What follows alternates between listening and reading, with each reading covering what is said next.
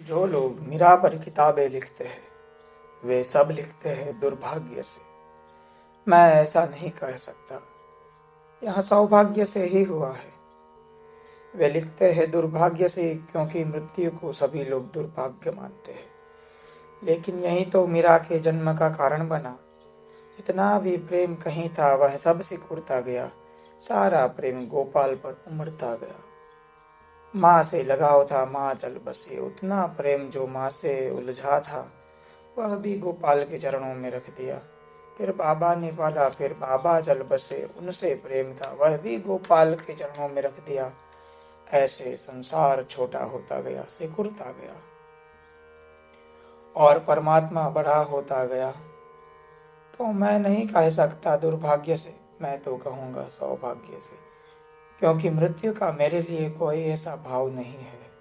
मृत्यु के प्रति कि वह कोई आवश्यक रूप से अभिशाप है। सब तुम पर निर्भर है। मीरा ने उसका ठीक उपयोग कर लिया। जहाँ जहाँ से प्रेम उखड़ता गया, एक एक प्रेम पात्र जाने लगा। वह अपना उस प्रेम को परमात्मा में चढ़ने लगी। अंतिम सूत्र था पिता का रहना। पिता भी चल बसे, पति भी चल बसे, पिता भी चल बसे। 5 मृत्युएं हो गई सतत। जगत से सारा संबंध टूट गया। उसने ठीक उपयोग कर लिया। जगत से टूटते हुए संबंधों को उसने जगत के प्रति वैराग्य बना लिया और जगत से जो प्रेम मुक्त हो गया उसको परमात्मा के चरणों में चढ़ा दिया। वह कृष्ण के राग में डूब गई। और इन मृत्युओं ने एक सौभाग्य का काम और किया कि उन्होंने एक बात दिखा दी कि इस जगत में सब क्षण भंगुर है। अगर प्यारा खोजना हो तो शाश्वत में खोजो। यहाँ कुछ अपना नहीं है। यहाँ परमो मत, अपने को फरमाओ मत। यह सब छूटने वाला है। यहाँ मृत्यु ही मृत्यु फैली है। यह मरघट है। यहाँ बसने के इरादे मत करो। यहाँ कोई भी कभी भी बसा नहीं है। अपनी आंख से देखा सबको जाते उसने। 32-33 साल की उम्र कोई बड़ी उम्र नहीं। जवान थी। जवानी में इतनी मौत घटी कि मौत का कांटा उसे ठीक ठीक साफ दिखाई पड़ गया कि जीवन क्षण भंगुर है। और तब उसका मन यहाँ से विरक्त हो गया। जो यहाँ से विरक्त है वही परमात्मा में अनुरक्त हो सकता है। तुम दोनों राग एक साथ नहीं पाल सकते हो। तुम दो नाव पर एक साथ सवार नहीं हो सकते हो। तो जब मैंने तुमसे कहा आओ प्रेम की झील में नौका विहार को चले, तो मैं तुमसे यह कह रहा हूँ, अब तुम अपनी संसार की नाव से उतरो, अब परमात्मा की नाव को बनाओ। आओ प्रेम के गौरी शंकर पर चढ़े। तो मैं तुमसे कह रहा हूँ, अपनी अंधेरी घाटियों से लगाव छोड़ो। वहाँ मृत्यु के सिवा और कोई भी नहीं है। जिन्हें तुमने घर समझा है वह मरघट है। जिन्हें तुमने अपना समझा है साथ हो गया है 2 क्षण का राह पर। सब अजनबी है। आज नहीं कल सब छूट जाएंगे। तुम अकेले आए हो और अकेले जाओगे। और तुम अकेले हो। इस जगत में सिर्फ एक ही संबंध बन सकता है और वह संबंध परमात्मा से है। शेष सारे संबंध बनते हैं और मिट जाते हैं। सुख तो कुछ ज्यादा नहीं लाते, दुख बहुत लाते हैं। सुख की तो केवल आशा रहती है, मिलता कभी नहीं है। अनुभव तो दुख ही दुख का होता है। ये जो 5 मृत्युएं थी, ये 5 सीढ़ियां बन गई और एक एक मृत्यु मीरा को संसार से विमुख करती गई और कृष्ण के सन्मुख करती गई। इधर पीठ हो गई संसार की तरफ, कृष्ण की तरफ मुंह हो गया। धीरे धीरे पहले तो मीरा घर में ही नाचती थी कृष्ण की प्रतिमा पर, फिर बाढ़ की तरह उठने लगा प्रेम। फिर घर उसे नहीं समा सका, फिर गांव के मंदिरों में, साधु सत्संगों में, वहां भी नाचने लगी। फिर प्रेम इतना बाढ़ की तरह आना शुरू हुआ कि उसे होश हवास ना रहा। वह मगन हो गई, तल्लीन हो गई, वह कृष्णमयी हो गई।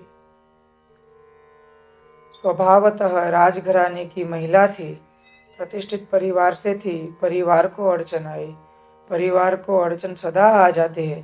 समाज में हजार तरह की बातें चलने लगी, क्योंकि यह लोक लाज के बाहर थी बात।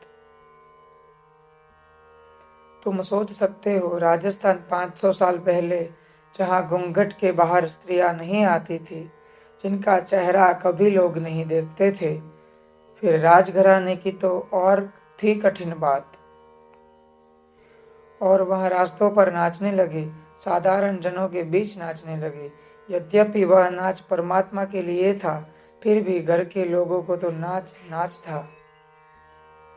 उनको तो कुछ फर्क नहीं था। फिर उसके निकटतम जो लोग थे वे जा चुके थे। उसका देवर गद्दी पर था। जहाँ जहाँ मीरा उल्लेख करेगी कि राणा ने जहर भेजा, कि राणा ने सांप की पिटारी भेजी, कि राणा ने सेज पर कांटे बिछा दिए, उस राणा से याद रखना, उसके देवर की तरफ इशारा था। उसके पति तो चल बसे थे। उसके देवर थे विक्रमजीत सिंह। वह क्रोधी किस्म का युवक था, दुष्ट प्रकृति का युवक था, और उसकी वह बर्दाश्त के बाहर था। और उसे मीरा की प्रतिष्ठा भी बर्दाश्त के बाहर थी। मीरा इतनी प्रतिष्ठित हो रही थी, दूर दूर से लोग आने लगे थे। साधारण जन तो आते ही थे उसके दर्शन को। संत साधु ख्याति उपलब्ध लोग भी दूर दूर से मीरा की खबर सुनकर आने लगे। वह सुगंध उड़ने लगी थी। वह सुगंध कस्तूरी की तरह, जिनके भी नासपुटों में थोड़ा अनुभव था कस्तूरी की गंध का, वे चल पड़े थे। यह बड़ी हैरानी की बात है। देश के कोने कोने से लोग आ रहे थे, लेकिन परिवार के अंधे लोग न देख पाए। असल में इन लोगों का आना इन्हें और अड़चन का कारण हो गया। मीरा की प्रतिष्ठा उनके अहंकार को चोट करने लगी। जो राणा गद्दी पर था वह सोचता था कि मुझसे भी ऊपर कोई मेरे परिवार में हो। यह बर्दाश्त के बाहर है। फिर हजार बहाने मिल गए, और बहाने सब तर्कयुक्त थे। उनमें कभी भूल नहीं खोजी जा सकती कि यह साधारण जनों में मिलने लगी है। घूंघट उघाड़ दिया है, रास्ते पर नाचती है। नाच में कभी वस्त्रों का भी ध्यान नहीं रह जाता। यह अशोभन है। यह राजघर की महिला को शुभ नहीं है। लेकिन जो कहानियां है वह ख्याल में लेना। जहर भेजा और मीरा उसे कृष्ण का नाम लेकर पी गए, और कहते हैं जहर अमृत हो गया। हो ही जाना चाहिए, होना ही पड़ेगा। इतने प्रेम से, इतने स्वागत से अगर कोई जहर भी पी ले तो अमृत ही हो जाएगा। और अगर तुम क्रोध से, हिंसा से, वायमनस्य से अमृत भी पियो तो जहर हो जाएगा। ख्याल रखना, ऐसा इतिहास में हुआ या नहीं मुझे प्रयोजन नहीं है। मैं तो इसके भीतर की मनोवैज्ञानिक घटना को तुमसे कह देना चाहता हूँ, क्योंकि उसी का मूल्य है। अगर तुम्हारा पात्र भीतर से बिल्कुल शुद्ध है, निर्मल है, निर्दोष है, तो जहर भी तुम्हारे पात्र में जाकर निर्मल और निर्दोष हो जाएगा। और अगर तुम्हारा पात्र गंदा है, कीड़ों मकोड़ों से भरा है, और हजारों साल और हजारों जिंदगी की गंदगी इकट्ठी है, तो अमृत भी डालोगे तो जहर हो जाएगा। सब कुछ तुम्हारी पात्रता पर निर्भर है। अंततः निर्णायक यह बात नहीं है कि जहर है या अमृत। अंततः निर्णायक बात यही है कि भीतर स्थिति कैसी है। तुम्हारे भीतर जो है वही अंततः निर्णायक होता है। मीरा ने देखा ही नहीं कि जहर है, सोचा ही नहीं कि जहर है। राणा ने भेजा है तो जो मिलता है प्रभु ही भेजने वाला है। राणा के पीछे भी वही भेजने वाला है। उसके अतिरिक्त तो कोई भी नहीं है, तो अमृत ही होगा। वह अमृत मानकर पी गई। यह मान्यता इतना फर्क कर सकती है। तुम सम्मोहन विद से पूछोगे तो वह कहेगा हाँ, और सम्मोहन विद ही जानता है कि मनुष्य के मन के काम करने की प्रक्रिया क्या है। अगर किसी व्यक्ति को सम्मोहित कर दिया जाए और उसके हाथ में आग का अंकारा दे दिया जाए, और सम्मोहित दशा में उससे कहा जाए कि ठंडा कंकड़ तुम्हारे हाथ में रखा है, तो आग का अंकारा भी उसे जला नहीं सकता, क्योंकि उसका मन इस बात को स्वीकार करता है कि ठंडा कंकड़ है, अंगारा रखा रहता है हाथ पर और चमत्कार घटित हो जाता है। हाथ जलता नहीं, इस पर हजारों प्रयोग हुए हैं। इसी तरह तो लोग आग पर चलते हैं और जलते नहीं, वह भाव की दशा है। और इससे उल्टी बात भी हो जाती है। सम्मोहित व्यक्ति के हाथ में उठाकर एक कंकड़ रख दो, साधारण कंकड़, ठंडा कंकड़, और उसे कह दो कि जलता हुआ कोयला रखा है तुम्हारे हाथ पर। वह एकदम फेंक देगा घबरा कर, वह बेहोश है, वह एकदम फेंक देगा घबरा कर।